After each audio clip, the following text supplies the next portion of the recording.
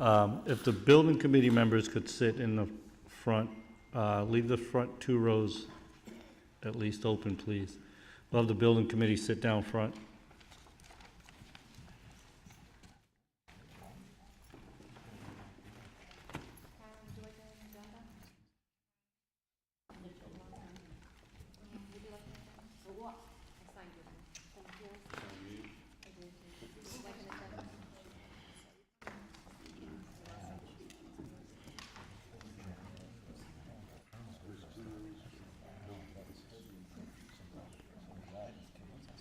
Okay.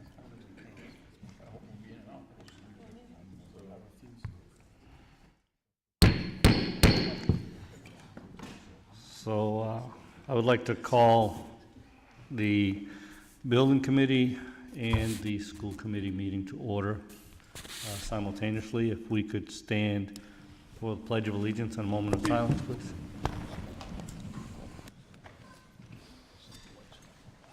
I pledge allegiance to the flag of the United States of America and to the republic for which it stands, one nation, under God, indivisible, with liberty and justice for all.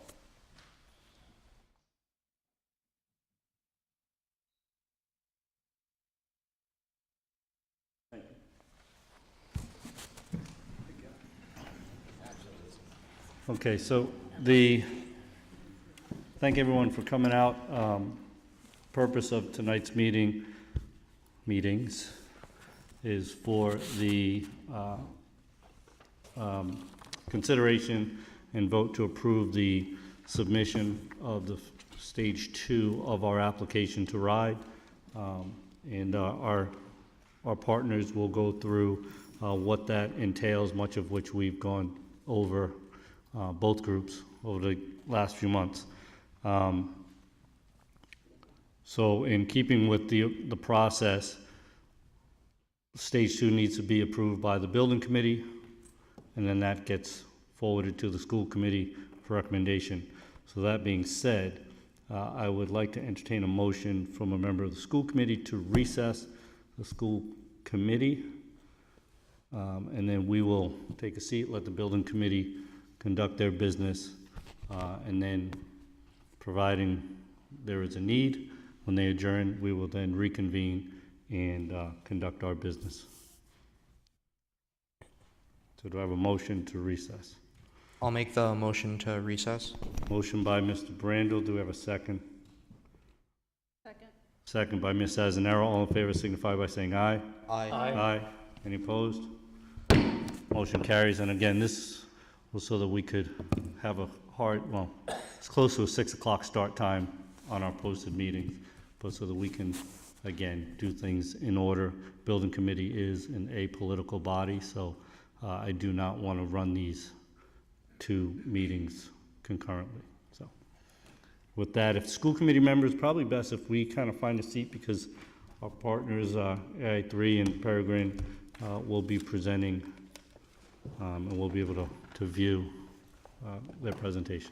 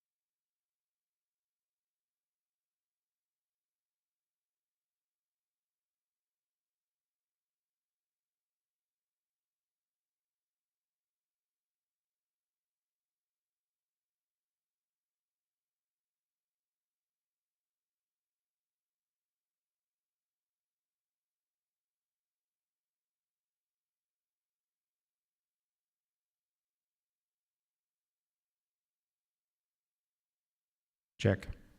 Nice. Good evening, everybody. Thank you for having us this evening. I'm Sam Bradner with the Peregrine Group. We are the owner's project manager for the Stage 1 and Stage 2 portion of this project. I think you're familiar with seeing us and our team over the last 4 years as we've been also working with the district and the community on the development of the high school here. This evening we have myself, Ann De Silva, who's a senior project manager and director of operations from our office, and then Jim Jordan and Chris Kendall from AI3 Architects. So we have a presentation to give tonight. I'm just going to do a little bit of a preamble. A lot of this is stuff that most of the folks here have already heard, but just kind of a summary of where we've been. Then Jim and Chris will walk us through this presentation. There's a lot of data in here. We're not necessarily going to touch on every single detail on every single page, but really this is a representation of a much larger document, which is the Stage 2 that will go into RIDE in approximately 2 weeks on the 15th of September, if not a day or two earlier. For those folks that were around back in 2018, you went through the same process actually in 2017 when you submitted to RIDE the Stage 2 document for the new high school and the capital improvement plan that was renewed during that submittal. For this process, just for a quick look back, we started in earnest at the beginning of 2022 with submittal of a Stage 1 that went into RIDE at the beginning of January. We received conditional approval on that in February, which really set the path for the Stage 2 work to be commenced.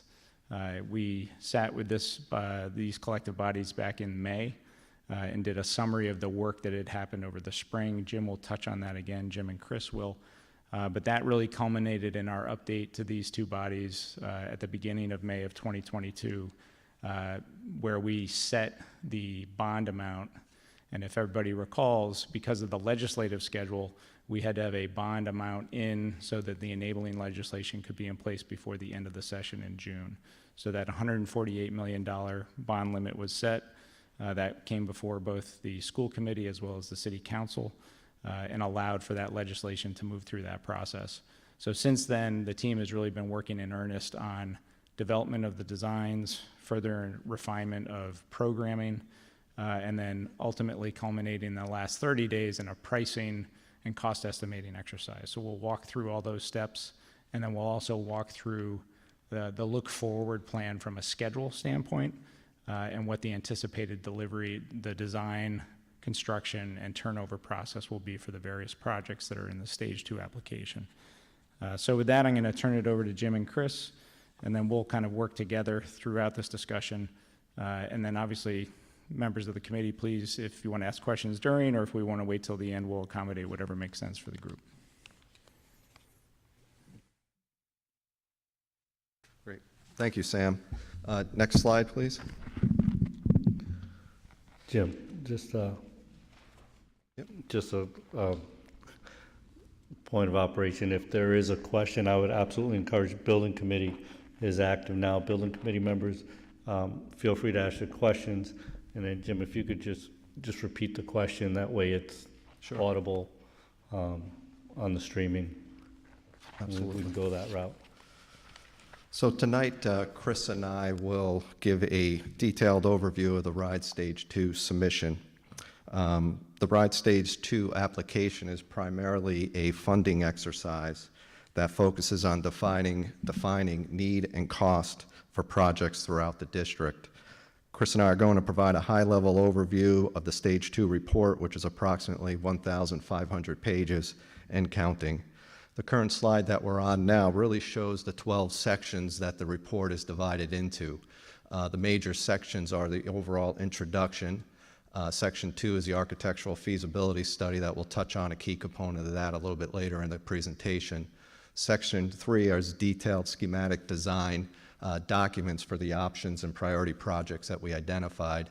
Section 4 is the design and construction costs that Sam has alluded to earlier. Section 4 is the design and construction costs. Section 5 is the financing plan. 6 is the site purchase plan, and key aspects of that are included in the report. Local support, which is why we're here tonight and have other meetings scheduled to get approval so it can be submitted to the Rhode Island Department of Education. Sam's going to go over a little bit later the project timeline for the projects that we identified in the report. And then setting the table is really what Section 9 is all about, getting other experts on board in the process, hopefully after a positive outcome for Stage 2, which includes clerk of the works, commissioning agents, and putting documentation in the report for the future services of those folks. Section 10 is other items that are included in the report, some of which is a statement of interest in project justification, which is an overarching theme in the entire Stage 2 submittal. Section 11 is a district map which outlines all the schools in the district with pertinent information, a very singular document that RIDE is looking for. It's very specific to all schools throughout the state. And finally, Section 2 is the educational program due diligence. It's really an outcome of the visioning sessions that we had to get to the programs that are in the Stage 2 report, and it also identifies the educational program overall, what the philosophy is for the district and where they want to be in the future. So that's a very pivotal, important document in the Stage 2 process. On the next slide is a little bit more detail, and you've seen this slide before, but it's really pertinent to Section 1 that I just highlighted in the table of contents in the previous slide. It's a project summary and prioritization.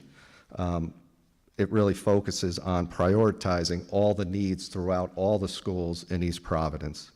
So what we've done is we compared all the schools in Rhode Island, and Rhode Island has really outlined the high need that Martin Middle School has. When you look at Martin Middle School, it has the second highest FCI index in the entire state. There's only one other school that's in worse condition technically than Rhode Island.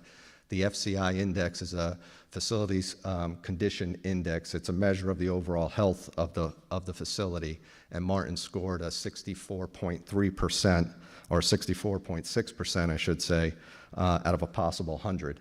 The higher the score, the worse off your school is. So Rhode Island Department of Education has reached out to East Providence and said there's an opportunity here where you have high funding available. You should really address the needs at Martin and any other school within your district. Tell us what they are, highlight them, make the priority project list, and we'll consider them for funding.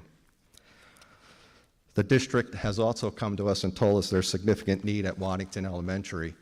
We all know about the open classrooms, the acoustical issues they create, and the security for students and teachers alike with the open classrooms in the 1970s edition on both the first and second floor. So they wanted to address those concerns, as well as the exterior envelope, which is the exterior walls, windows, and roof system. Yes, question?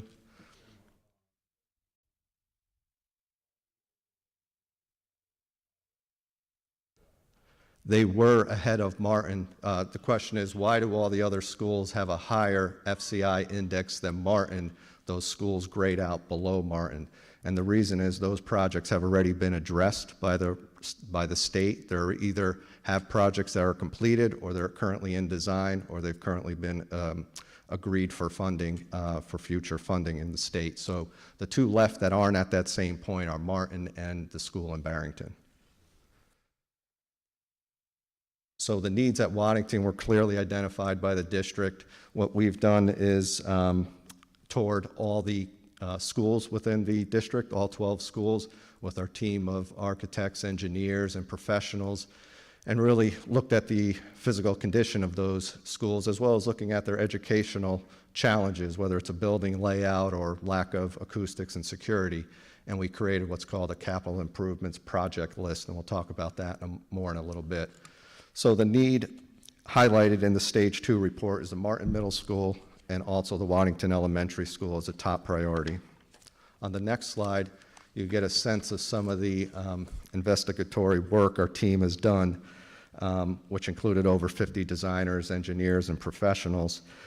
We toured each school and prepared detailed reports on existing conditions and proposed recommendations for those issues that we've outlined.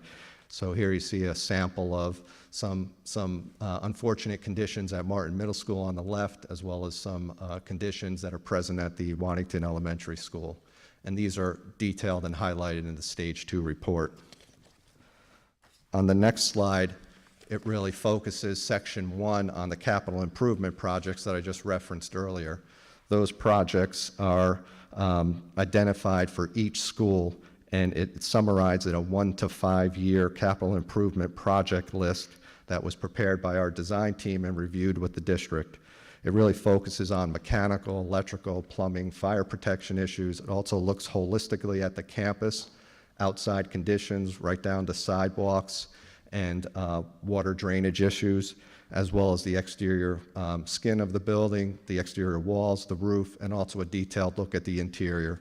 Our team is always looking for signs of problems, whether it's stained ceiling tiles representing a leak in the roof, whether it's peeling paint or stains on the wall. It can give an indication of an exterior wall condition that's letting water in, or if it's a condition of a floor system where tiles are popping up, they're warping or they're spreading, or they have significant cracks. It could be anything from water table issues all the way up to structural issues. So those are all identified in the capital improvement projects.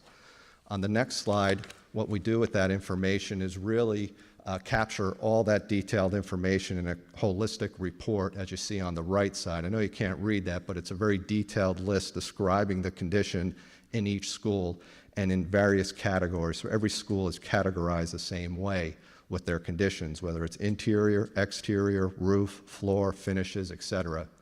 And those conditions are summarized and reviewed by our professional cost estimator. So a cost is put to those conditions in today's dollars, and then those costs are captured in a chart you see off to the left in the Stage 2 report that shows each school's total on the far right and each school's year 1 through 5 potential capital improvement cost summarized. So the district is really getting a roadmap for the next 5 years to create significant impact to capital improvements on all schools throughout the district.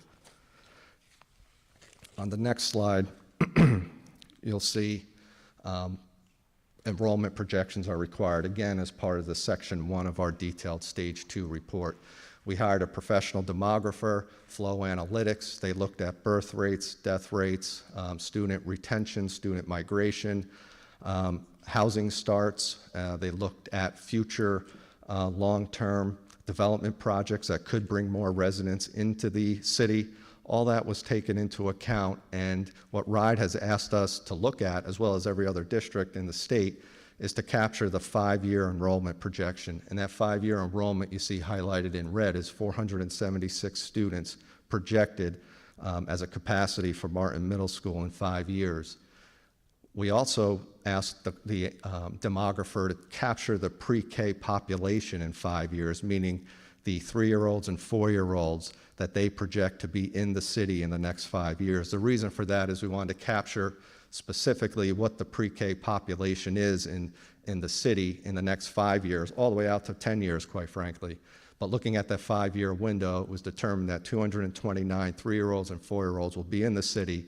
And if the district is serious about meeting the state's future mandate for pre-K for all, that would require about 16 pre-K classrooms, a little bit short of where we are currently, so it shows the need and what we could do in Stage 2 to address that deficiency.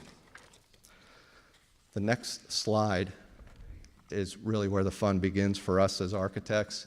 It's Section 2, and it's the architectural feasibility study.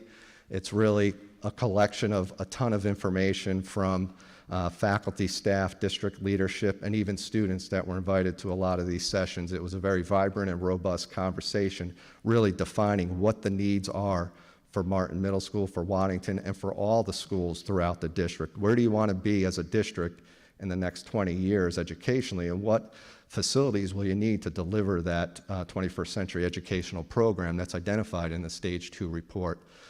So I'm going to turn the presentation over to Chris Kendall. She's a project architect, and she's really focused on the design team's day-to-day efforts in finding these solutions for East Providence. So she's going to walk you through the remainder of the sections in the report, and then we'll turn it over to Sam for a couple of concluding slides like project timeline, et cetera. Thank you.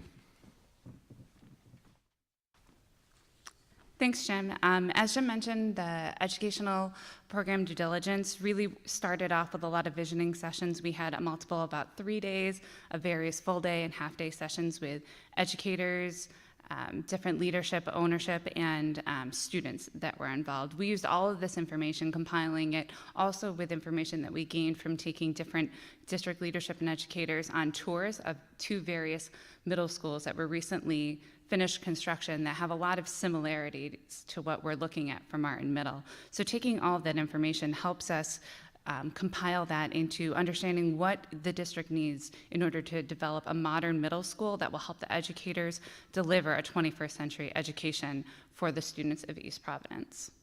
Next slide, please. As Jim mentioned before, we have done an extensive feasibility assessment of all of the schools within the district, and this is all part of the Section 2.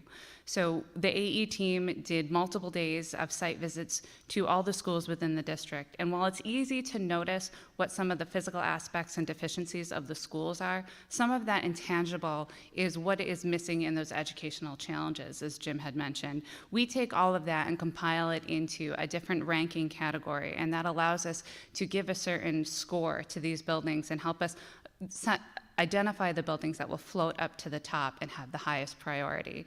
And we went through this sort of exhaustively already, but obviously Edward R. Martin Middle School and the Waddington Elementary School have risen to the top, both for their physical deficiencies and some of their educational deficiencies as well.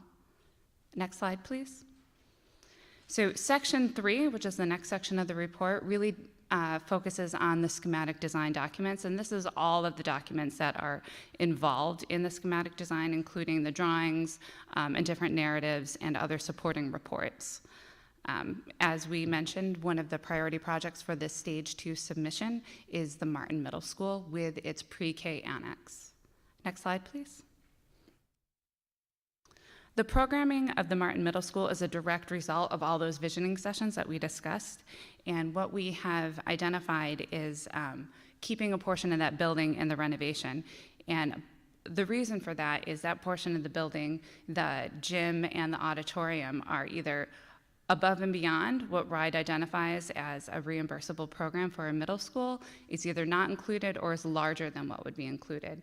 So the best way to get the biggest bang for your buck is to keep those components of the building in a light renovation. So that's what's identified in this program, as well as all the components that were identified within the visioning session for the new construction. Some of those components are above and beyond what the RIDE regulations would call for in their square footages, and there's a lot of reasoning behind that. It's either directed by what we learned in the visioning sessions, what the district has identified as needs for your specific educational needs at East Providence, such as project-based learning labs, extended student collaboration, and additional special education space. That's all within the orange, and that identifies all the needs in the square footages as part of that middle school, that 6th through 8th grade configuration needs. Everything within the blue identifies that space needed for the pre-K annex, which is that consolidated district-wide preschool program. And then the green number at the bottom is your total square footage identified for the building, which is 170,284 square feet. Next slide, please. In addition, in Section 3, the team had studied multiple schemes, and 2 major variations really rose to the top for the ad reno, and one of them was a comprehensive renovation of the existing building with a smaller addition for that pre-K. What we learned throughout that exhaustive, comprehensive look is that that building didn't give you the educational spaces that were the best for a 21st century model school, and it was a much longer and more costly version. So that was sort of dropped early on, and what we've continued to proceed with is an ad reno version, which identifies the area shaded in light gray of a renovated existing portion, and as I mentioned before, that's space that you can't get reimbursed otherwise. If we were to abandon it now, it wouldn't fall under a reimbursement. It would be a smaller gym, and there would be no auditorium component. So the best way to keep that type of space is to do a light renovation, and the auditorium and the gym are in good condition. They have reasonably decent finishes, so we'd be looking at upgrading some of the finishes, but you have new seats in the auditorium, new bleachers in the gym, so there's a lot that can be gained, and you can really refresh them for a minimal cost. What we've done with this option shows is really wrapping that new construction around that renovation. So you get what appears to be a brand new building. We have to the north would be our 3-story academic core for the middle school. In the center is that link, that community space link that has all of your shared communal space, and highlighting on the front, really using your library media center and student commons to have a nice active facade and entry points. And then on the south is your 2-story preschool wing, which is a dream of putting with the district of getting that consolidated preschool component in the school. Next slide, please. So this is one of the many views that we're continuing to study as sort of what this design can evolve to be. We're really looking forward to continuing this design study with our future studies within stage 3. Next slide. So some of the site aspects of this really focus on how we reconfigure the topography between the school and Brown Street. Some of what we're looking at is re-terracing that sloped green space using cost-effective retaining walls and having more usable flat green space. So this will give us more flexible green area for the students, more usable parking, more area for structured play areas, and more ability for outdoor classrooms. We've also identified 2 separate entry and circulation points, one for the middle school component and one for the pre-K component. And this really helps separate those 2 age groups into safe and secure circulation and entry at the school. Next slide. So one of the big components of this is obviously how do we phase? Anytime you have a building that's happening on the same site as an existing, especially with an ad reno, you need to consider how is this going to get phased and that construction process. Here we've identified that the first phase would be adding on that academic core as well as renovating that existing space. What this allows is moving a majority of all those middle school students to the addition and not needing as much temporary or modular swing space. So that in phase 2, you can demo the existing building and build the rest of the new building, including the pre-K addition. There would be the potential need for minimal swing space for what are the existing pre-K rooms there now, but there are a lot of options, whether they be modulars on this site, modulars on another site within the district, or potentially finding homes for them in an existing facility. And then the third phase of this would be all of that site work that we identified on the previous slide. Next slide. So within the schematic design, which is also continuation of section 3, is the Waddington Elementary project, which we identified as the second priority project. Next slide. This project really has sort of divided into 2 tracks.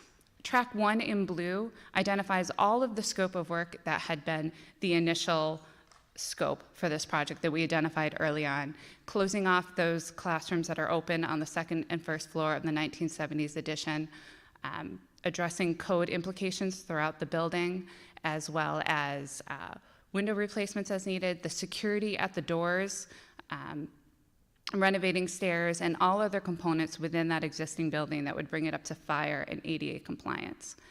Based on a few months ago, the RIDE did a walking tour with the district of Waddington Elementary, and some additional scope projects were identified. Those projects are included in that orange track 2. We specifically identified these as tracks because we believe that while the blue component would be part of your initial bond, the orange component could be done under separate funding. That doesn't mean that they're on different timetables, they just have different funding categories. And everything done in the orange has a lot of, RIDE has mentioned that there's many different funding sources that this could come from, whether it be from CIP, maybe FEI projects. And those projects are some site improvements, a gymnasium addition, replacing the entire building's exterior windows and doors, a new main entry vestibule, and some reconfiguration of those offices to create a secure entry at what was the original main entry for the building, as well as some additional casework and sort of sprucing up some of those existing classrooms. Next slide, please. So on this slide, we really want to identify some of the key projects that part of that track 2 or that sort of additional scope identified by RIDE. And that is, as I mentioned previously, that vestibule on the Legion Way entry. So this would create a new secure entry. We would also add in or some double doors and or security so that these offices and this vestibule are locked off and can be secured if a need arises, so that if an insecure individual happened to come into the building, they could be secured within a location outside of the classrooms. The gym addition would be on the back attaching to the wing of the 1954 building. And this is a 2-story addition including a full-size gym with area for bleachers, toilet rooms, and additional service space and storage. We think that this could be, as identified by RIDE, a wonderful addition both for the school, which helps alleviate the smaller multi-purpose space that's in the existing building, as well as a great community addition. Next slide, please. And then here we just wanted to identify, making note that all of the site work for this, including improved site work at the front entry, the back entry, and everything that would need to be reconfigured with the play space and the gardens and fields around the gym addition would all be part of that track 2, so that additional funding component. Next slide. So one of the other projects that we've identified and we're documenting for the schematic designs is the Orlo Avenue Elementary School. And it's important to note that this is not part of your stage 2 bond, that this is a CIP project, but it is a high priority CIP project. Next slide. Here we identify what those components of this project are, and it really highlights the need for bringing this building up to an accessibility compliant. It includes restriping some of the parking spaces to include an ADA compliant space in the parking lot, replacing the existing deteriorating front entry stairs with new stairs, including a compliant ramp. It includes updating the toilet rooms so that each room has ADA accessible stall, and adding chair lifts to the interior stairs where there is not room for a compliant ramp. Next slide. And then finally, this is just one of the options that we're studying and one of the configurations that could potentially be that new stair and ramp at the main entry, including how the parking would be restriped and the option of a new vegetated buffer to sort of improve that separation between the pedestrian and the parking. Next slide. And here is where I'm going to hand it back over to Sam.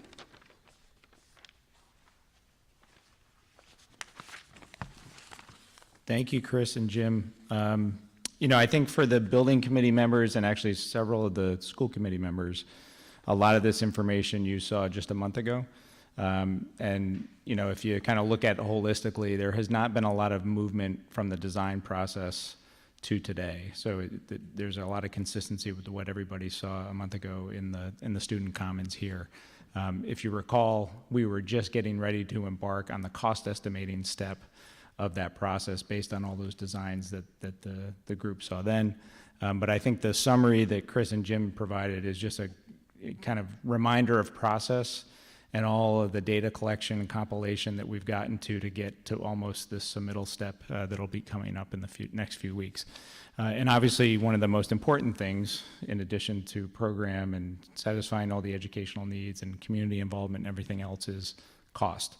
And I think Chris just highlighted a critical kind of reminder for everybody, and you had this when you did your last big stage 2 submittal and process.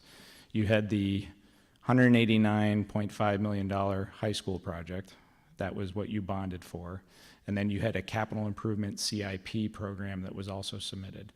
That CIP works always, or typically sits outside of the bonded work, and that is based on available funds, and it gives you a plan for the next 5 years.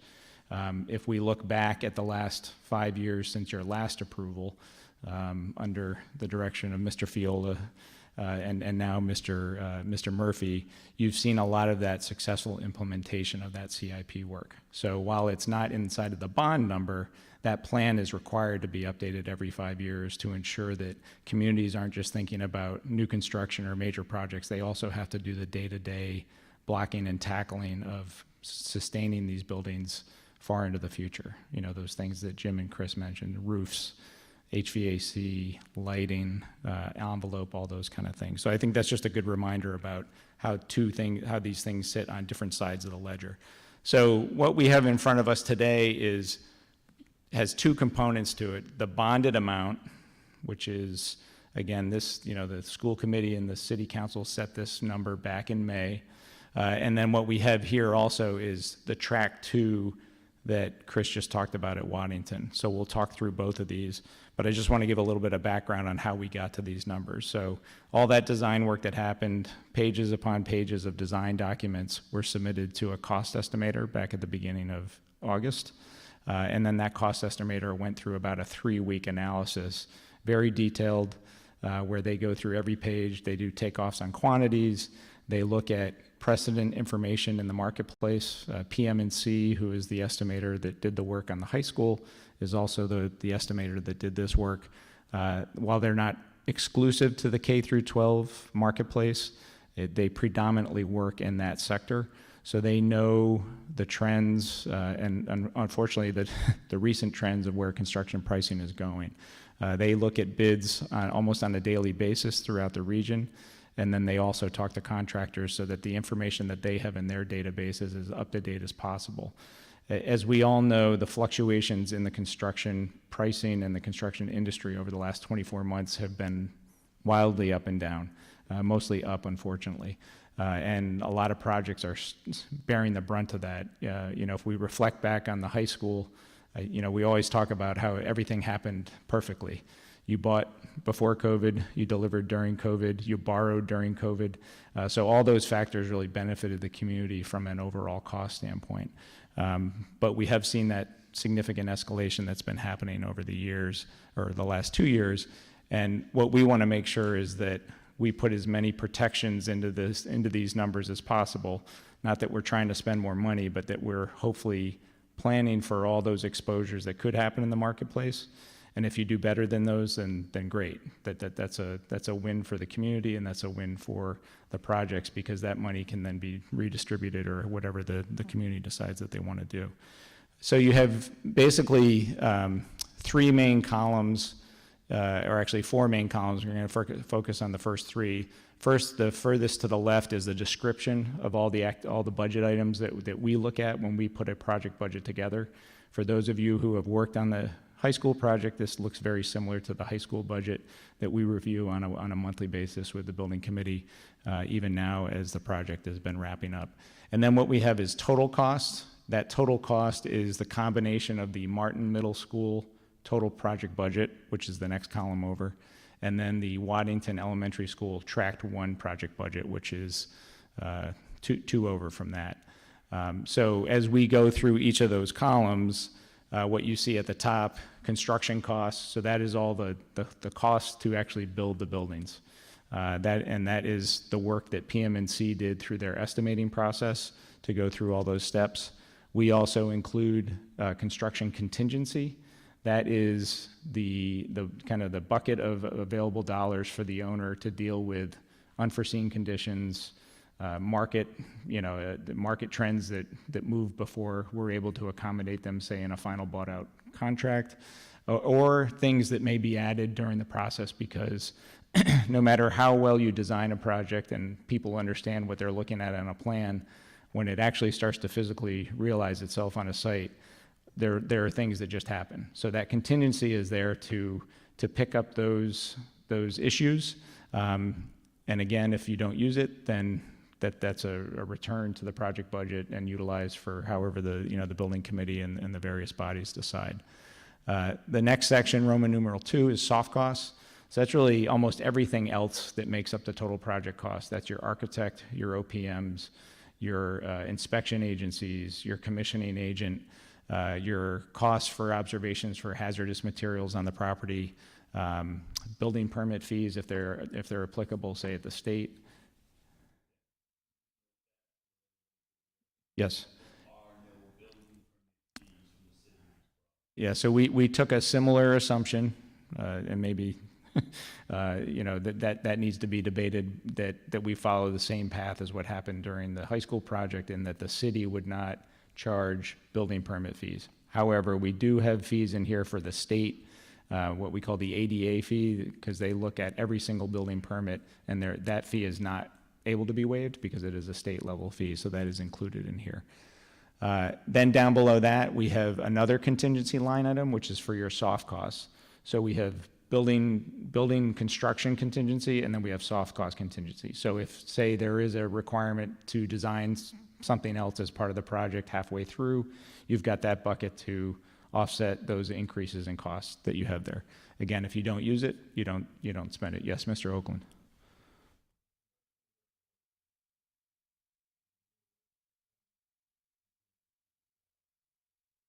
So we carried in the construction line item, I think it was a 2.5% on our original budgeted number.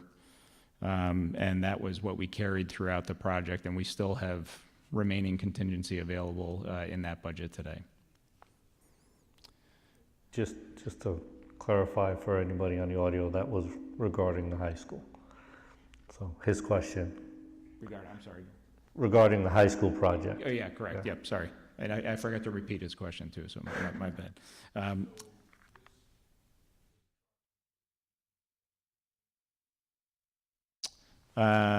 It's a little bit higher because of the form of procurement that we're expecting here, and I can touch on that if you'd like. So we are assuming that it is a GC form of procurement for this job, at least for the purposes of this pricing.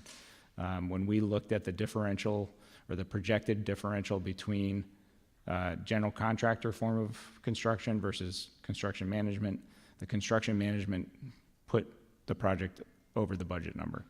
And Jim can speak to their experience with doing a project of this scope and magnitude and complexity with a GC.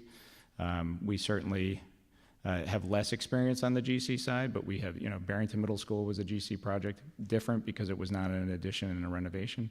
But this certainly, I think, fits within AI3's experience, especially in Massachusetts, at the GC's ability to execute a project like that. I would say the building committee certainly has the ability to request us to pivot. I think what we need to do is then understand kind of what we believe the implications to be from a cost standpoint. So it's I think it's a robust discussion that we should have around form of procurement. I suspect that I don't know if when you did your last stage two, if that even kind of got to the conversation or to the table that early on in the discussion, but it's certainly something that we executed with a construction manager at risk for the high school for a lot of reasons, and I think that was the right approach for that project for sure. So, and then just the final category that we have is, oh, sorry. Yes, sir.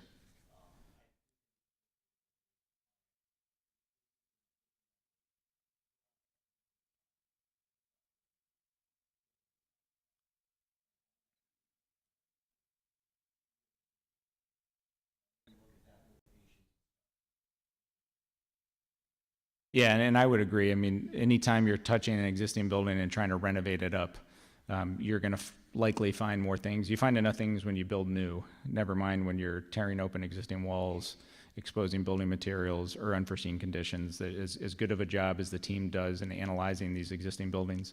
They can't see inside walls. They can't see underneath concrete slabs, or what the type of construction may have been, even if it's held up for the last 30 to 40 years. Correct, yes. So then just the final category is furniture, fixtures, and equipment. So this is only in the Martin column, since we're assuming that the existing furniture and equipment is in place at Waddington Elementary School. So you'll see that it's only in that column. And that is based on the proposed student count, the blended count of both the 6th through 8th graders, as well as the pre-K students that would be in that southern wing. So that's why you see that 702 number. And that is at a predetermined ride allowance per child. This was the same equation and formula that was used when we did the high school. And that's kind of bottoms, or kind of concludes that total project cost. When we look at Waddington, and again, if we think back to Chris's diagrams that she had, in the initial discussions last spring, when really Waddington rose to the top as one of those schools that really needed more than just kind of the typical CIP, we had that list that Chris showed in blue that were the really critical items: enclosing those classrooms, creating a secure environment, upgrades to fire and sprinkler systems, integration of HVAC and dehumidification. What we would say is those are kind of key infrastructure pieces, along with educational enhancements, though. For folks that live and work in that building, they understand the challenges of that open classroom wing and how that impacts teaching, how that impacts learning, and how that impacts safety. So that was really what track one was. At the encouragement of RIDE on that walkthrough in July, they really, I think they stressed the importance of put in more improvements into the stage two, even if it has to sit outside of the bonded amount, because you'll get it approved through stage two, then you just need to figure out how to fund it. So that's why you see these two kind of tranches here for these two activities. And again, if we go back to the idea of capital improvements, the CIP, that work always sits outside as well. And I think RIDE has expressed to us or illustrated to us what they think are possible avenues for funding these projects. While there's no guarantees, I think that several of those will become available in the short term. And if the district is able to obtain some of those funds, you would see some of the stuff in track two, again, that was in the orange highlight on those previous pages, actually being able to be accomplished maybe along the same timeline, so it would feel and look seamless as far as that construction work goes. However, we still had to keep the cap at 148 million. So if we take the same approach to Waddington, going down the line, construction, soft costs, FF&E, and ultimately down to that bottom line, those two budgets bring us in just under the 148 million. And that was our job. That was our charge from you when you set that number back in the spring. It was not without a lot of hard work to try to figure out how to get there. And I think everybody also understands that this is step one of 4 in a design and pricing process that we need to go through before you actually know what the numbers are. It's very hard, and it's very hard for communities to make decisions around, call it a 25 to 30% level of documents. But that is how you go and you iterate through this process. And, you know, people ask, well, what if you go over budget? You know, our job is to not go over budget. We have a cap that we need to work under. That doesn't mean there won't be hard decisions that will have to be made as you merge into stage 3 if everybody thinks that that's the right step and you get that approval through RIDE. We had that here. We went through a lot of hard conversations in the early days of stage 3 once the project got approved through RIDE. We expect to have those same challenging conversations, but we also know that the district and the community support, or, you know, want to support this type of work in the community. So the 11.5 million that sits outside, again, we would continue to work with the district, the ownership team, and RIDE to determine, are there sources out there to fund that additional 11.5. It may not be all of it, or it may not be all of it right away, but I think that there are enough opportunities out there that hopefully we can incorporate some of that work even into those projects, even if it's a separate source of funding. But again, that it sits outside of that approval, that 148 that will go before the voters come November. Next slide, please. So just 2 more slides. We appreciate everybody's patience. So these final sections Jim alluded to early on, the district financing plan. So the director of finance from the district has been working closely with the director of finance at the city and your financial advisor, who really kind of helps the city understand all the financing options, what the projections will be, and then ultimately what that impact will be on a typical household in the community. So they are working on that and putting the final touches on that now that we have all the budget information, as well as a cash flow analysis of what we think the spend will be over the term. Mr. Fazioli is very familiar with that when he was involved in the last round of that work. We can, you know, during the high school project, we met Mayor at least monthly with you and your team in the early days, even before construction, with Hilltop, so they could understand timing for placement, what made the most sense from an economic standpoint, from a borrowing standpoint, and making sure that you could continue to fund the project at the pace that was needed. So that's all going to be incorporated into that piece of the document. Section 6, site purchase plan. We don't have an acquisition here, so that will be a very brief section. And then finally, Section 7, local support. Jim alluded to this earlier. The education and visioning process that happened really throughout the spring. The City Council and School Committee votes in early May to advance the bond amount. And then the school committee, building committee meetings that have happened over the summer. And then ultimately culminating in this evening with this joint meeting between these two bodies. And then next Tuesday before the City Council. And again, the votes before those groups will be to actually submit the stage 2 to RIDE.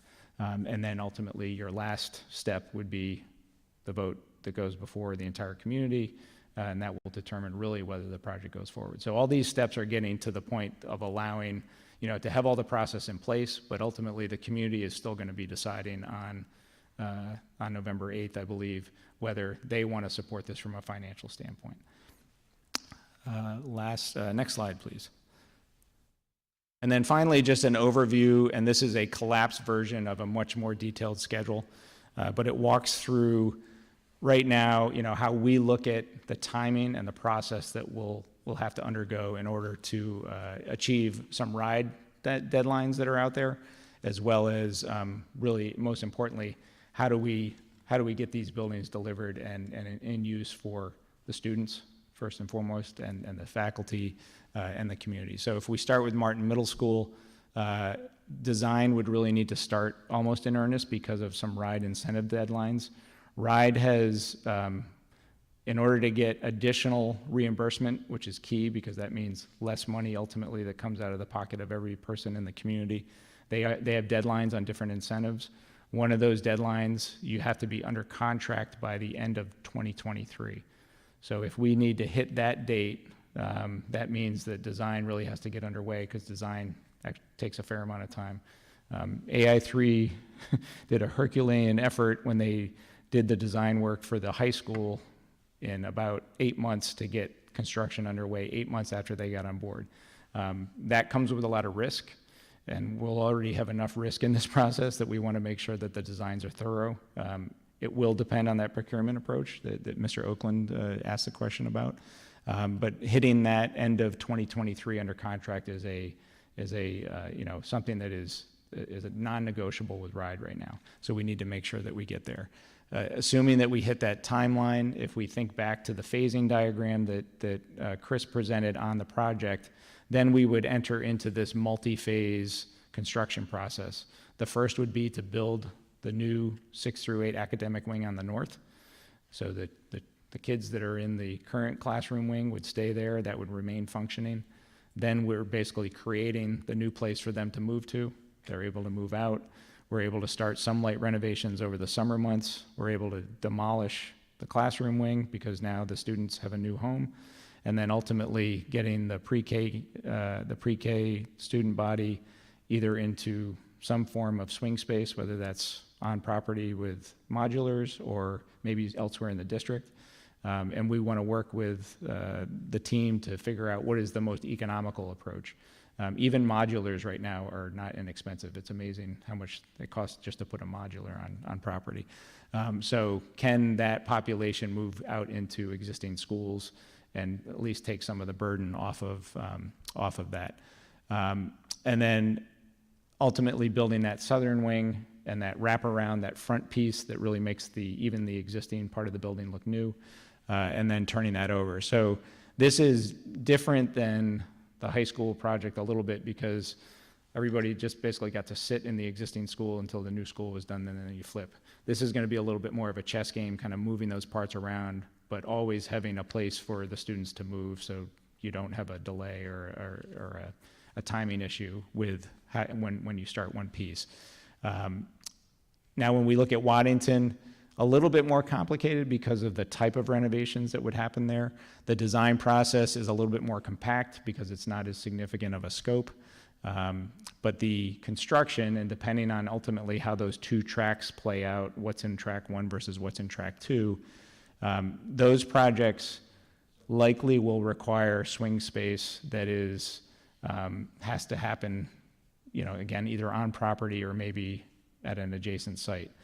For that portion of the project, we did actually include an allowance towards a swing space cost, versus at Martin, we did not include it because, the district felt comfortable that they could achieve that. But that project, because of the nature of renovating classrooms, are you trying to do it over multiple summers, which could take longer? Or do you create some opportunity for swing space where maybe some of the student body has to go into a modular or a different location, and then figure out how you, again, do that chess game a little bit more complex?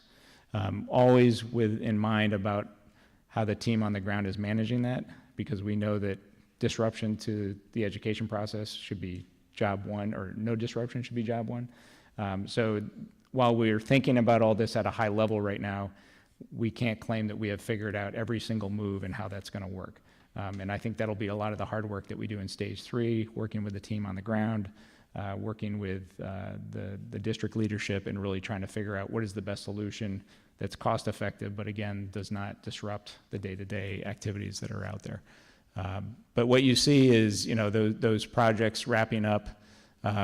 Waddington, I think, has the ability to probably migrate a little bit depending on how we do the phases, but ultimately by the end of 2026, you would be done with all the Martin work, and you'd have a like new building except for that renovated section of the common area at the back. Next slide. Just you or me? So these final sections, these are kind of, I would say, a little bit more just not checking a box, but making sure that we're including these in the submittal. So the commissioning agent, we had a commissioning agent for this project. They just want to see that you are teed up and ready to bring that third-party professional in. Owner's project manager, going through that process. Clerk of the works, which is the on-site representative that typically a project of this scale and magnitude would have. So the state is really just looking for, you've got either an RFP or an RFQ in place, and you have a kind of a timeline to get those team members on board. Statement of interest and project justification. Again, these are more on the narrative side, and AI3 will be working on all that. And it's really a result of a lot of the research and the activities that they've done so far.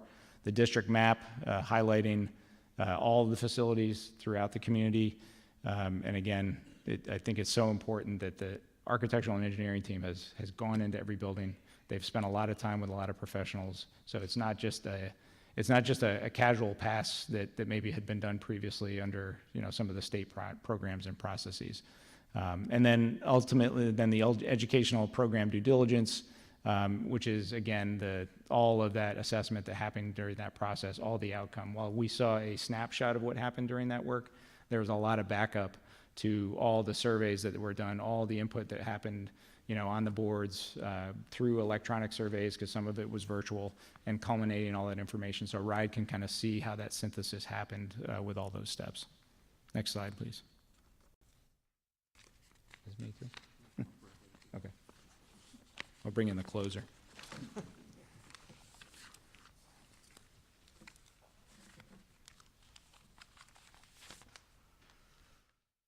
So this is the slide we started the presentation with, and everything that you see with a red solid dot has been completed. It's incorporated into the stage 2 application and project report.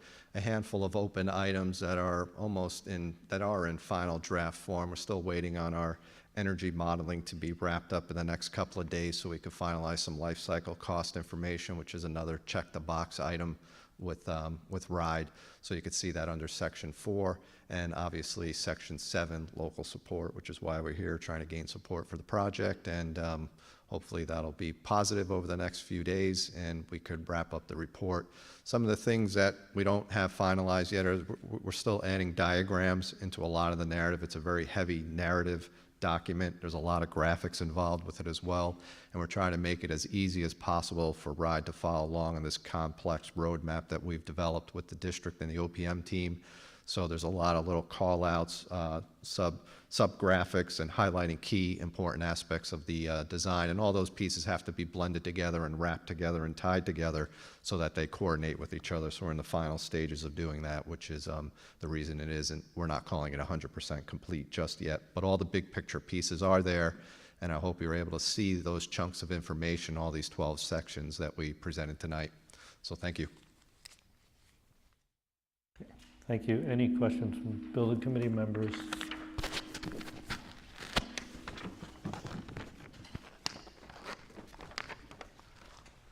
Just a second.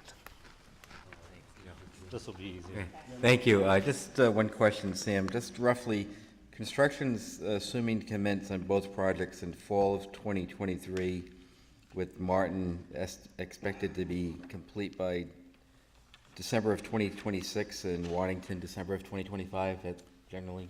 Yeah, and I think like I said, I think the Waddington schedule is probably the one that's a little bit more fluid than that, and it's really going to be trying to understand what is the best way to phase without that disruption. So you could see that stretch another 1 or 2 years, depending on how small we make the packages. The more we stretch, the more expensive it will get with mobilization and demobilization. But that's roughly the Great, thanks. the intent. Thank you.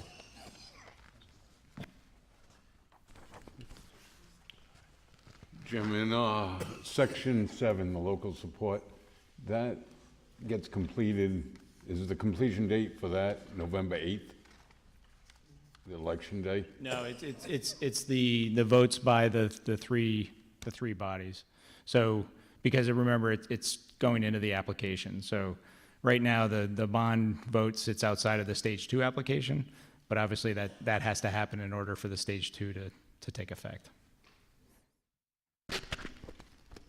Sam, with regard to the GC versus CM discussion, when we went with the CM for this effort, we were very focused on the MWE participation rates, and we got very good MWE participation rates. Will that be a factor?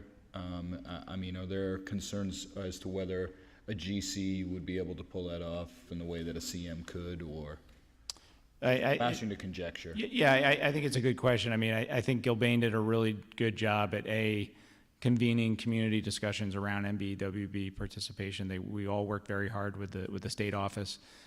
Those same standards are going to be part of any solicitation that goes out, regardless of CM or GC. So we know that the standard has to be met, and quite frankly, hopefully exceeded. Because we know that that's a community goal as well. So I think it's, a little bit less transparent, but that's going to be part of when they, regardless of how they submit or which procurement path, we would be requesting for them to provide backup for how they're going to achieve the numbers and how they're going to correct if for some reason there's erosion with those numbers. Sam, I have 2 questions. One to tack on to Nate. With these projects being independent of each other, multiple GCs would probably benefit this project, or multiple CMs, depending on the route that we go with. With Martin, having a dedicated GC, CM, wherever direction we go, with the possibility of Waddington and Orlo sharing someone. It just seems like there's a lot of horsepower there. What we don't want is one school to be held up by manpower from another firm. Right. So that's something that we really should be looking into. Again, we'll respond to how the building committee thinks about this stuff. In my head, even if we went CM or GC on Martin, I would submit that Waddington is a GC type of project. It's smaller. I think you could buy it better and be more aggressive on that, and have it be put them out as 2 separate packages for sure. Ideally, every one of them should be under a separate title sheet. And your CIP work, again, if you think about how Tony did and now Chris is doing with Craig, you guys put each of those out as its own bid package. It's for windows, roof, whatever those are. So those definitely all go out as their own pieces. It definitely makes sense to potentially have 3 GCs or CMs, possibly 2. Right. Secondly is the question regarding starting the design. date here of 9/16. Yeah. So I understand, you know, that we can pick up 7 or 8 weeks, because we had the same discussion when we were doing the high school. That decision needs to be made fairly quickly. And where do we stand with that discussion? As far as starting the design? Yeah. So I think that is really we can't answer it. What I would say is, if you're gonna wait until the bond vote, which is a very rational way to think about it, right? That don't get underway with anything until you know that you've got a support by the community. That will, I don't know if it'll jeopardize the end of 2023, but it certainly makes it a lot harder. The way your current contract is written with the architect, you have the ability to continue on with them and just basically negotiate the next phase. That was very clearly done that way in order to ensure that you had continuity from stage 2 to stage 3. So then it's really about, do you want to go at risk with some short dollars, relatively speaking, between that date and the November date? Yep, so I don't disagree with starting the design early, as long as we have the ability to factor into our contract, depending on the way the bond goes. Oh, yeah, of course. So, you know, just like any other contract, but I- if we have the ability to pick up a few weeks, just get some of this preliminary work started, it seems like a good decision. Yeah, it's a financial discussion and a schedule discussion, and the two don't always necessarily agree with each other. But I think no matter what, if for some reason it was a no vote in November, ownership always has the right to cancel. Obviously, you compensate up to the level of work that was complete. I kind of recall having that same conversation regarding the high yeah. school. Right. Yeah. Yeah, AA3 started probably a month ahead of time. Any other questions from building committee members? Okay. So next order of business is to consider and vote to approve Martin Middle School, Waddington School Stage 2 application submittal. I'll entertain a motion. I have a motion by Mr. Amoroso and a second by Mr. Vinatero. All in favor signify by saying aye. Aye. Any opposed? Motion carries. And for our guests here and our folks at home, I appreciate you guys working with us. It was important that we be able to stream this meeting, and this facility gives us that opportunity, plus view the presentation. So again, working with the audio component piece is huge. Okay, next order of business is consider a vote to approve the August invoices for services. I'm going to ask that be tabled. We don't have invoices from Mr. Enos, so I'll entertain a motion to table. Motion by Mr. Fiola to table. Do we have a second? Second by Mr. Oakland. All in favor, signify by saying aye. Aye. Any opposed? Motion carries. Next, and everyone did get a copy. Consider and vote to approve the August 8th, 2022 meeting minutes. Motion by, I believe that was, Ms. Crowley, sitting back there. Do we have a second? Second by Mr. Vinatero. All in favor signify by saying aye. Aye. Any opposed? And next meeting date.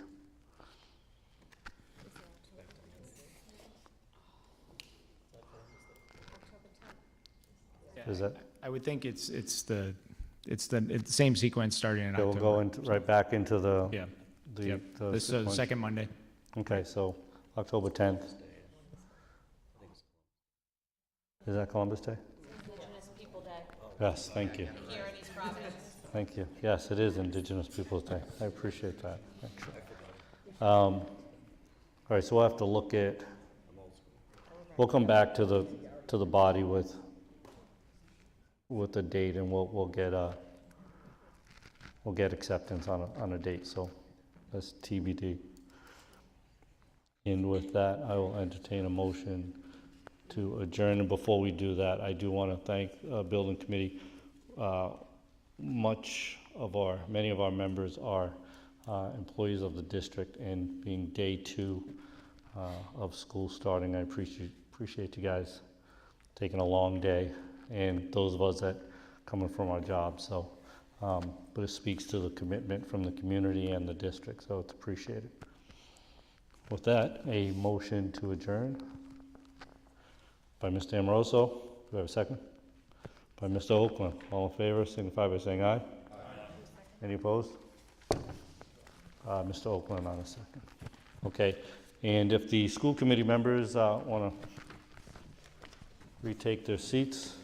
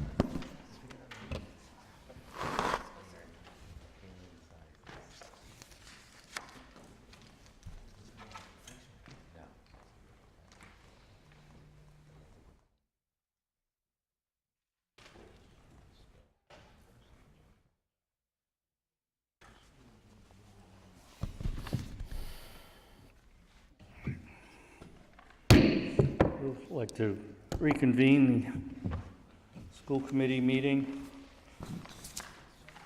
And the next item of business, please.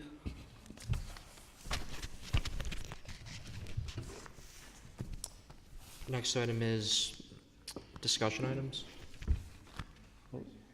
Obviously, we were all, Through the chair, please. I want to say I'm a little bit disappointed at the building committee members that left. What I have is an addition to what we just saw. Now, I think we all agree with, at least I do, I'll speak for myself, with the plan that was put in front of us.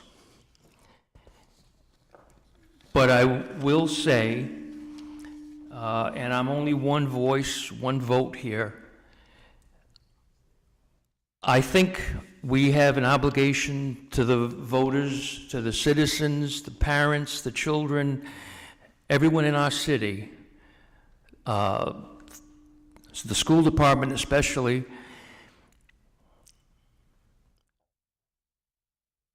We have asked for almost $200 million for the building that we're sitting in right now. We're now going back to the community to ask them for $148 million more going forward. I don't think it's unusual to plan for any unforeseen event that may take place going forward. Again, anytime a large project like this takes place, you don't know what is going to happen, what will take place during that period of time. I was elected to represent the people in Ward 1, but I think I'm speaking for the city also. I think the city needs protection, I think, from unforeseen occurrences and things that can happen and befall us down the road. Again, we're in a $200 million building here, and we're looking for another $148 million. With all respect to our partners, and I do respect all of our partners, I'm sure Gilbane has lawyers that specialize in construction and engineering. I'm going to guess that perhaps AI3 has attorneys that are specialists in engineering, construction, etc. And Peregrine, I don't want to leave you out. I think with the possibility of perhaps unforeseen events occurring, I think the city would be well off, would be better served if we have our own attorney who is an expert, who is a specialist in construction, engineering, etc. I know I don't know engineering. I'm on the school committee, but things happen. Things happen every day. And I would feel much more comfortable if, for our own protection, either the school department or the city of East Providence hire legal as needed to serve us as our representation in this project and going forward. Okay, so I'm not looking to take anything away. I'm looking for an addition. I don't disagree with anything that was presented to us, but we don't know what's going to happen, and I'm sure everyone else has enough legal representation. Maybe we should have, to protect our citizenry, to protect our tax dollars, maybe we should have legal representation available to us in case it's necessary. Okay, as I said, I am one voice, I'm one vote on this, and but I do think it's something that, as a school committee, we should consider. The building committee should consider it also. We need to protect ourselves in the event of any problems that might occur. Hopefully, no problems will occur. But I want to go on record as this is what we need to do to protect the city of East Providence and the taxpayers of East Providence going forward, especially with a $200 million bond issue here and $148 million coming down the road, and we're asking people to approve that. Let's give them some level of comfort moving forward. Thank you. Okay. Thank you. Just to clarify, and I don't have any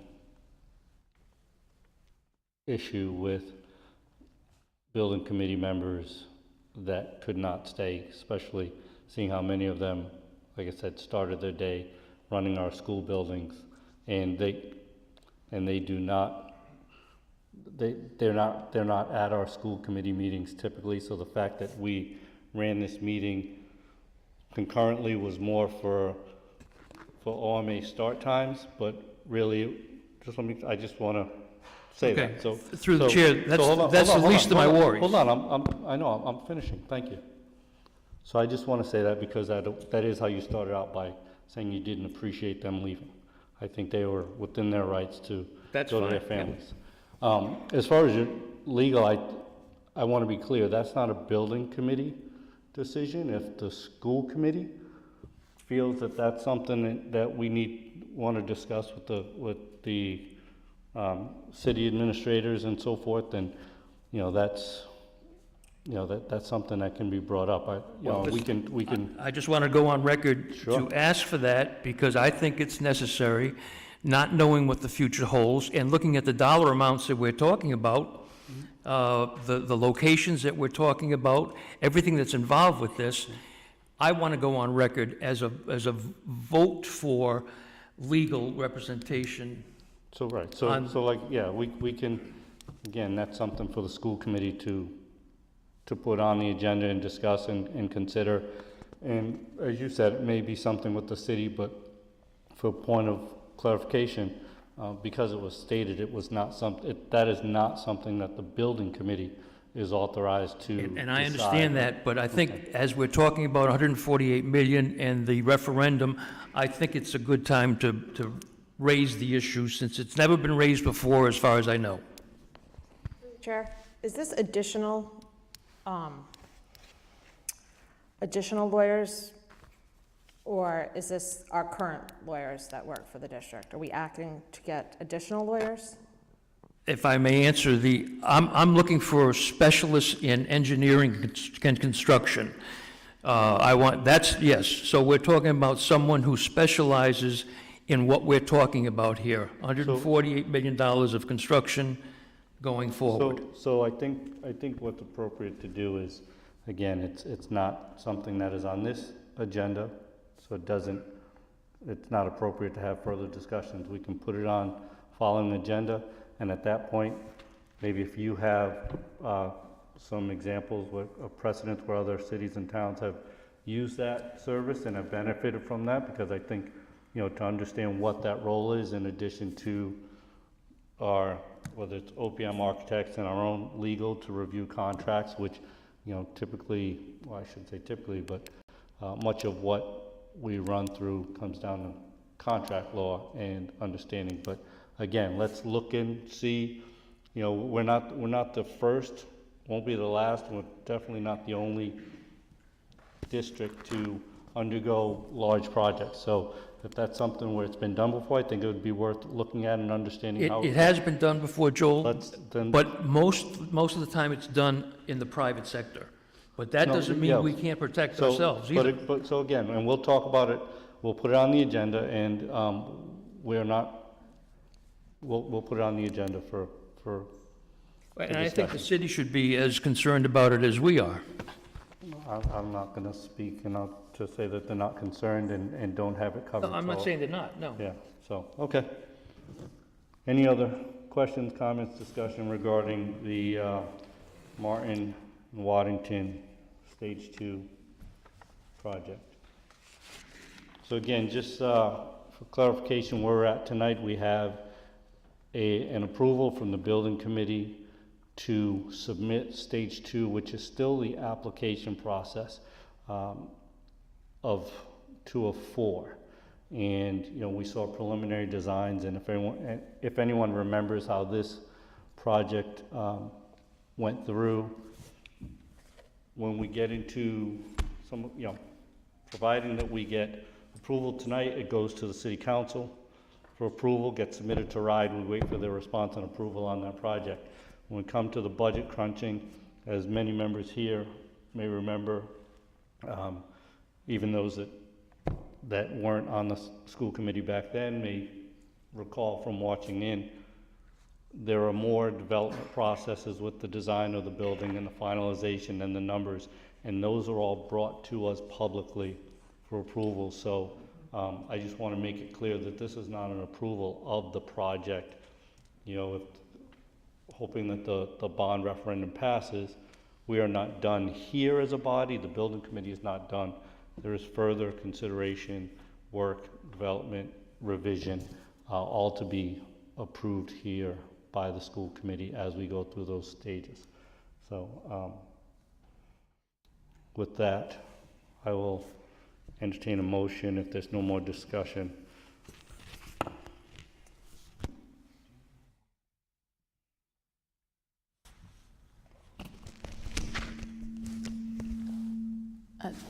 Sorry, just to confirm, because it's kind of hard to hear over here. Are you asking for a Yes. motion? So, consider a vote to approve, I'm sorry, Mr. Brandel, the Martin Middle Waddington School Stage 2 application submittal. So this is to authorize, it'll go to the council, and if approved there, it will authorize AI3 to submit the Stage 2 application to RIDE for approval.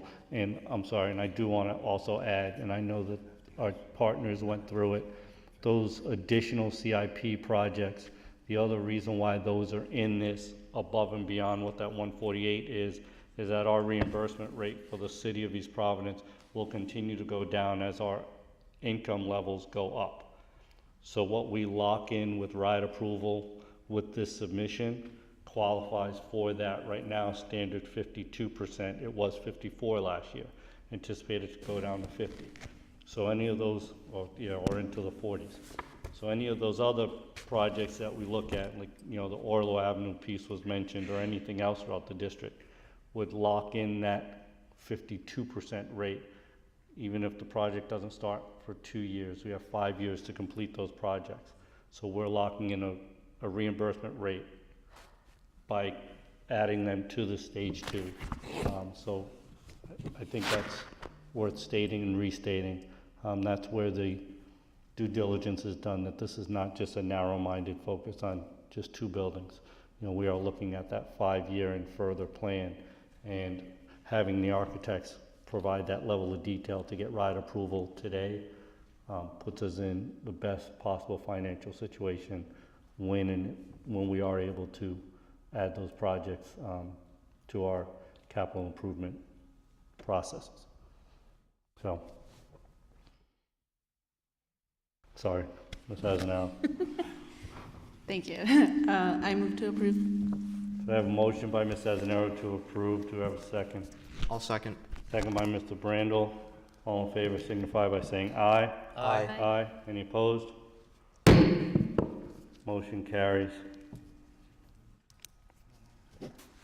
And I will entertain a motion to adjourn. I'll make the motion to adjourn. Motion by Mr. Brandel. Do I have a second? Second? Second by Ms. Azenaro. All in favor signify by saying aye. Aye. Aye. Any opposed?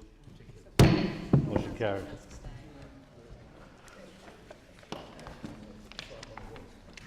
Alfred and team, thank you very much.